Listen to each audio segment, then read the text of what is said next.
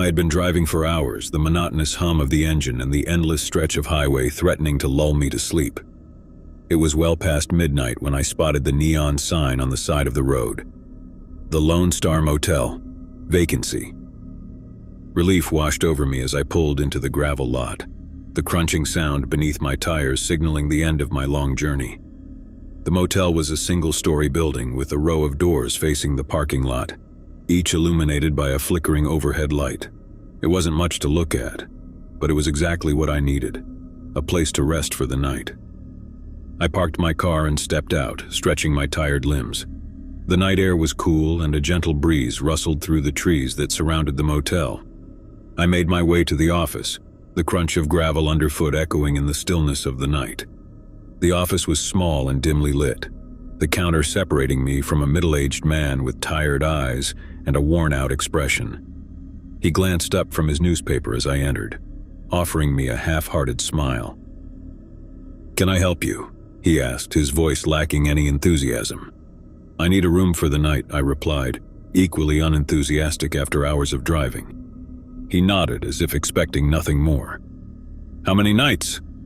"Just one," I said, relieved to be spending only a single night at this dreary place. He pushed a weathered guest book toward me and I scribbled my name and contact information. He handed me a key with a plastic fob that read room 7 inches and pointed to a small map of the motel. "Your room is at the end of the building on the left," he said, his tone never wavering. I handed him some cash and he counted it meticulously before handing me a receipt. "That'll be $50, he said, as if the amount was etched in stone. I took the key and thanked him, then made my way to room 7. The motel was eerily quiet, the only sound the soft hooting of an owl in the distance. The door to my room was worn and faded, the paint peeling in places. I inserted the key and turned the handle, the door creaking open to reveal a dimly lit interior. The room was simple, with a double bed covered in faded floral sheets, a nightstand, and a rickety old chair in the corner. The overhead light flickered ominously, casting unsettling shadows on the walls. I switched on the bedside lamp, illuminating the room in a soft yellow glow. As I settled into bed, I couldn't help but feel a sense of unease. The room had an odd, almost oppressive atmosphere, as if it held secrets of its own. The air was heavy, as though it hadn't been refreshed in years. I tried to shake off the feeling and closed my eyes, but sleep was slow to come. Every creak of the floorboards, every distant sound from the office seemed magnified in the stillness of the night. It was as if the motel itself was holding its breath, waiting for something to happen. Hours passed and I was still awake, my mind racing with thoughts of the long road ahead. That's when I heard it, a soft whispering voice. It was faint at first, like a distant murmur carried on the wind. I strained to listen, trying to make out the words. The voice grew louder, more distinct, and I realized it was coming from the room next door. I couldn't make out the words, but the tone was urgent, panicked. I sat up in bed, my heart pounding, and pressed my ear to the wall. "Please, no," a woman's voice pleaded, followed by the sound of muffled sobs. My blood ran cold and I reached for my phone, ready to call 911. But just as I was about to dial, the voice stopped abruptly. The silence that followed was deafening, broken only by the faint hum of the motel's aging air conditioning unit. I hesitated, torn between my instincts to help and a growing sense of dread. What if it had all been in my head? What if I was overreacting? I lay back down, trying to convince myself that it was just a nightmare, a trick of my tired mind. But sleep remained elusive and the minutes ticked by slowly. Finally, as the first light of dawn began to filter through the curtains, I couldn't stand it any longer. I had to know if the woman next door was all right. I got out of bed and approached the connecting door between our rooms. I listened carefully, but there was no sound, no movement from the other side. Gathering my courage, I knocked softly. "Hello?" I called out, my voice trembling. There was no response, just an eerie silence that seemed to stretch on forever. I knocked again, louder this time, and called out once more, but still there was nothing. With my heart in my throat, I turned the doorknob slowly, my palms sweaty. The door swung open to reveal an empty, dimly lit room. The bed was neatly made, and there was no sign of the woman I had heard. It was as if she had never been there.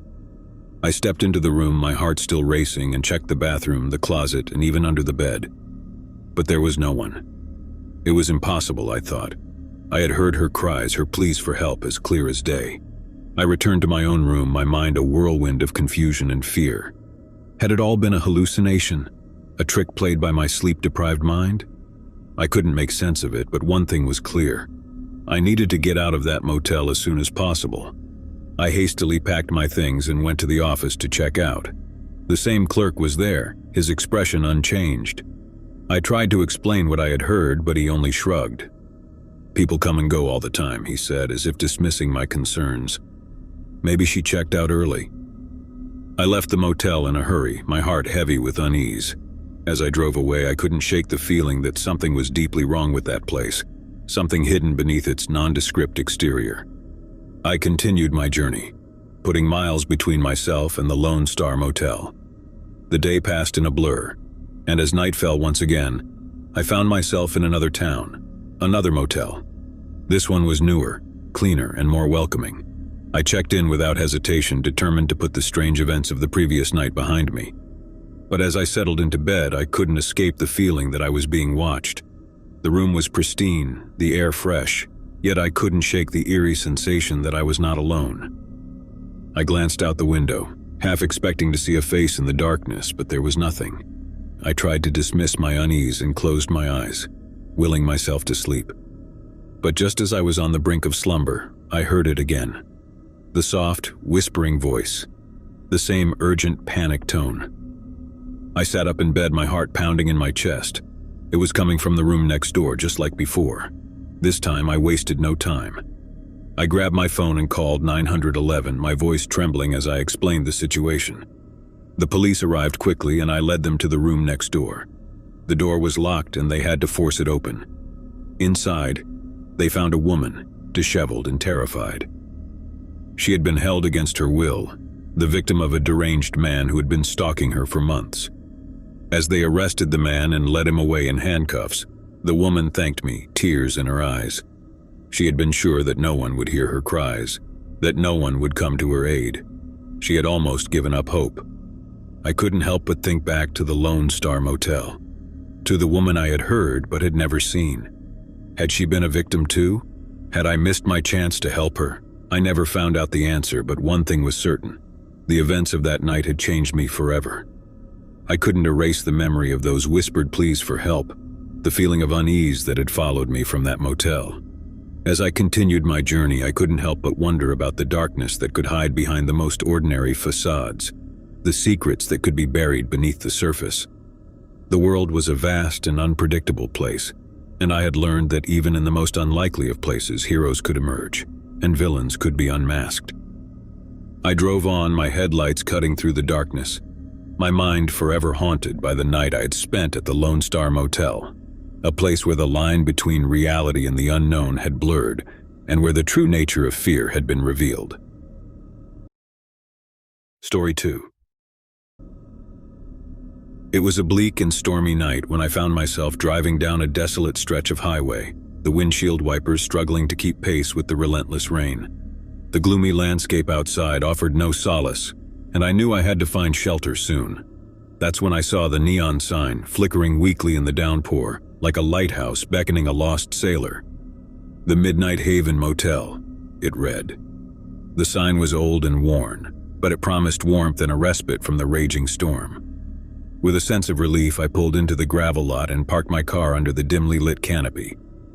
As I stepped out of my vehicle, I was immediately greeted by the harsh wind and rain, which seemed to intensify in this desolate part of the country. I hurried to the office, my soaked clothes clinging to my body, my shoes squishing with every step. The motel office was a small, dimly lit room that smelled of stale cigarette smoke and old wood. Behind the counter sat a middle-aged man with a gruff demeanor. He barely looked up from his newspaper when I entered, acknowledging me with a simple nod. "Need a room?" he grumbled as if I were inconveniencing him. "Yes, please," I replied, my voice quivering from the cold. "How many nights?" he asked, his eyes fixed on the sports section of his newspaper. "Just one," I answered, eager to be on my way in the morning. He handed me a tarnished key with a plastic fob that read Room 9.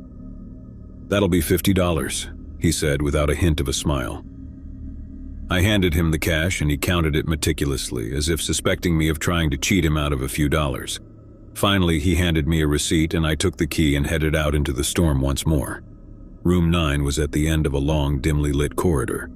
The hallway was narrow and lined with peeling wallpaper, the carpet underfoot damp and musty. The place had clearly seen better days. I fumbled with the key in the lock, and when I finally entered the room, I was greeted by a stark and dimly lit space. The room was small, containing only the essentials: a lumpy double bed with faded sheets, a rickety nightstand with a flickering lamp, and a small dusty television mounted on the wall. The air was thick with the scent of mildew, and the walls seemed to close in around me. I quickly stripped off my wet clothes and turned on the lukewarm shower. The bathroom was equally unimpressive, with cracked tiles and a showerhead that sputtered water intermittently. As I stood under the tepid stream, I couldn't shake the feeling that I was being watched. It was an irrational fear, I told myself, a product of my exhaustion and the eerie atmosphere of the motel. After the shower, I dried off and dressed in the spare clean clothes I had packed. I climbed into bed, hoping to find solace in sleep, but the uneasy feeling lingered. The rain outside showed no signs of letting up, and the incessant tapping on the window pane only added to my discomfort. I tried to shake off my unease and closed my eyes, but sleep remained elusive. Every creak of the floorboards in the corridor, every distant sound from the office, seemed magnified in the stillness of the night. The storm outside raged on, the wind howling like a restless spirit. Just as I was beginning to drift off, I heard it, a soft, eerie whispering. It was barely audible at first, like a faint rustling of leaves in the wind. I strained to listen, trying to make out the words, but they were just beyond my grasp. The whispering grew louder, more distinct, and I realized it was coming from the room next door. It was a woman's voice, and she sounded panicked, her words tumbling out in a desperate stream. I sat up in bed, my heart pounding as I tried to make sense of what I was hearing. "Please, you have to let me go," she pleaded, her voice trembling with fear. I strained to hear more, but the words became unintelligible, as if she were speaking in a language I couldn't understand. It was as though she were caught in the grip of some terrible nightmare. Fear gripped me, and I considered calling the police, but I had no way of knowing if the woman next door was in real danger or if she was suffering from some kind of delusion. I sat in my room, paralyzed by uncertainty as the woman's pleas grew louder and more frantic. The minutes stretched on, and I couldn't take it any longer. I had to do something. I grabbed my phone and dialed 911, explaining the situation to the operator. She assured me that help was on the way and urged me to stay in my room. I waited anxiously, the minutes feeling like hours, until I heard the sound of sirens approaching. The police arrived quickly, and I led them to the room next door, my heart pounding with dread. The officers knocked on the door, identifying themselves, but there was no response from inside. With a sense of urgency, they forced the door open, and I watched as they entered the room, their flashlights cutting through the darkness. I could see nothing from my vantage point in the hallway, but I strained to listen, hoping to hear some sign that the woman was safe. Then there was a scream, a bone-chilling, blood-curdling scream that sent shivers down my spine. It was followed by the sound of a struggle, of furniture being overturned, of desperate cries for help. I wanted to rush into the room to assist the officers, but fear kept me rooted to the spot. The struggle seemed to go on forever, the woman's screams echoing through the corridor until finally there was silence, a silence that was even more unsettling than the chaos that had preceded it. The officers emerged from the room, their faces pale and grim.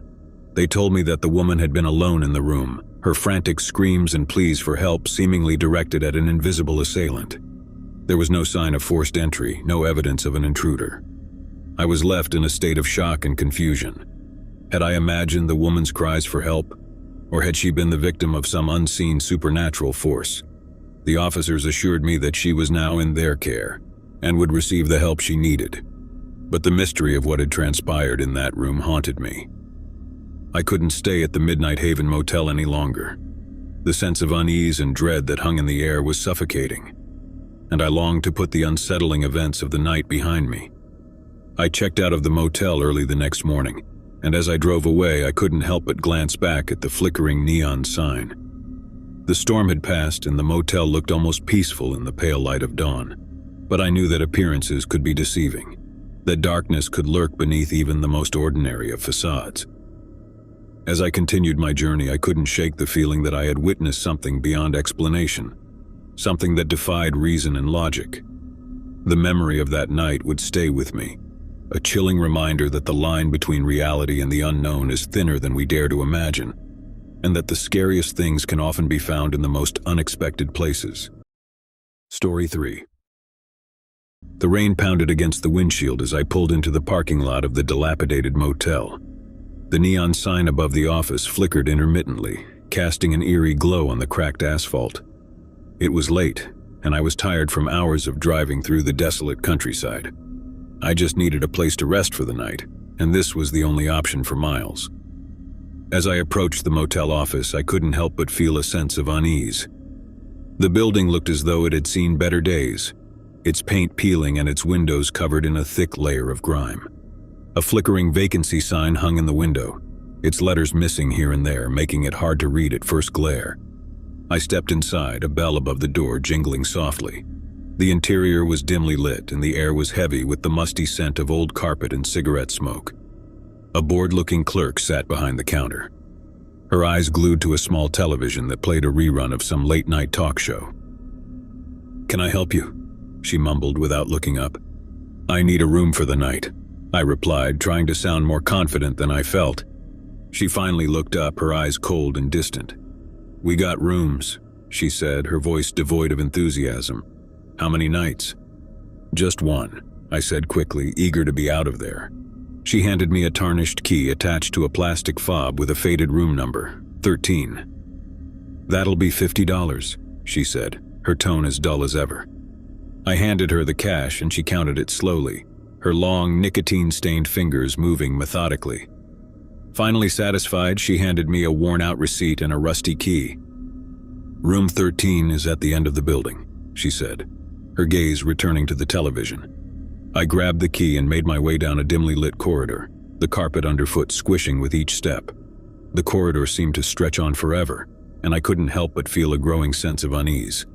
The motel was eerily quiet, save for the distant hum of the rain outside and the low drone of the television from the office. When I reached room 13, I hesitated for a moment before inserting the key into the lock. The door creaked open, revealing a small, dimly lit room.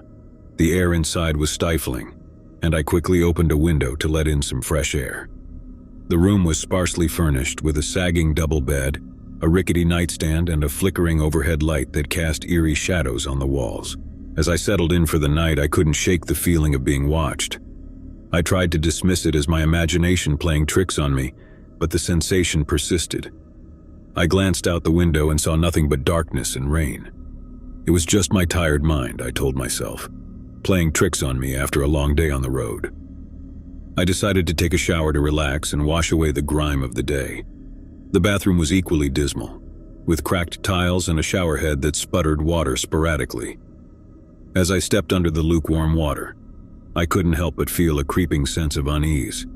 It was as though the shadows in the corners of the bathroom were moving, shifting ever so slightly. I quickly finished my shower and stepped out, wrapping a towel around myself. I tried to push the eerie feeling from my mind as I got dressed and climbed into bed. The rain outside had intensified, the drumming on the roof like a steady heartbeat. I pulled the scratchy motel blanket up to my chin and tried to relax, but sleep eluded me. Every creak of the floorboards in the corridor, every distant sound from the office, seemed amplified in the silence of the night. I tossed and turned, my mind racing with thoughts of the strange motel and its even stranger inhabitants. Suddenly I heard a soft, rhythmic tapping on the window. My heart raced as I sat up in bed, my eyes fixed on the glass. The tapping continued, growing louder and more insistent with each passing moment. I hesitated for a moment, my hand trembling as I reached for the curtain. When I finally pulled the curtain aside, I gasped in horror. A figure stood outside, obscured by the rain-smeared glass. It was a man, his face hidden beneath a hooded raincoat, but I could see the glint of something metallic in his hand. A knife. I stumbled back in terror, my heart pounding in my chest. The figure continued to tap on the window, his eyes locked on mine. I fumbled for my phone, my hands shaking as I dialed 911, but as I brought the phone to my ear, I realized there was no dial tone, only static. The figure outside the window began to speak, his voice muffled by the glass but filled with an unsettling calmness. "You shouldn't have come here," he said, his words sending a chill down my spine. "This place, it's not what it seems." I backed away from the window, my mind racing with fear and confusion. Who was this man, and what did he mean? I glanced around the room, searching for anything that could help me defend myself. The room was bare, with no weapons in sight. As I turned back to the window, the figure had disappeared. I hesitated for a moment, my breath coming in ragged gasps, before I mustered the courage to approach the window once more. I cautiously peered outside, but the man was gone, leaving no trace of his presence. I locked the window and pulled the curtains closed, my heart still pounding in my chest. I knew I had to get out of there, but the rain outside showed no signs of letting up. I had no choice but to wait until morning. I spent the rest of the night in a state of heightened anxiety, my senses on high alert. Every sound, every creak of the floorboards seemed like a potential threat. I couldn't shake the feeling that I was being watched, that something sinister lurked in the shadows of the motel. When morning finally came, I wasted no time packing my things and checking out of the motel. The clerk at the front desk seemed as disinterested as ever, and I couldn't bring myself to tell her about the terrifying encounter I had endured. As I drove away from the motel, I couldn't help but wonder about the strange events of the night. Who was the mysterious figure outside my window, and what did he mean by, "This place is not what it seems"? I knew I would never have answers to those questions, but I also knew that I never wanted to set foot in that motel again. The rain had finally stopped, and the sun had broken through the clouds, casting a warm glow on the countryside. I took a deep breath, relieved to be leaving that nightmarish place behind. But as I glanced in my rearview mirror, I could have sworn I saw a faint figure standing in the doorway of room 13, watching me leave with hollow, empty eyes.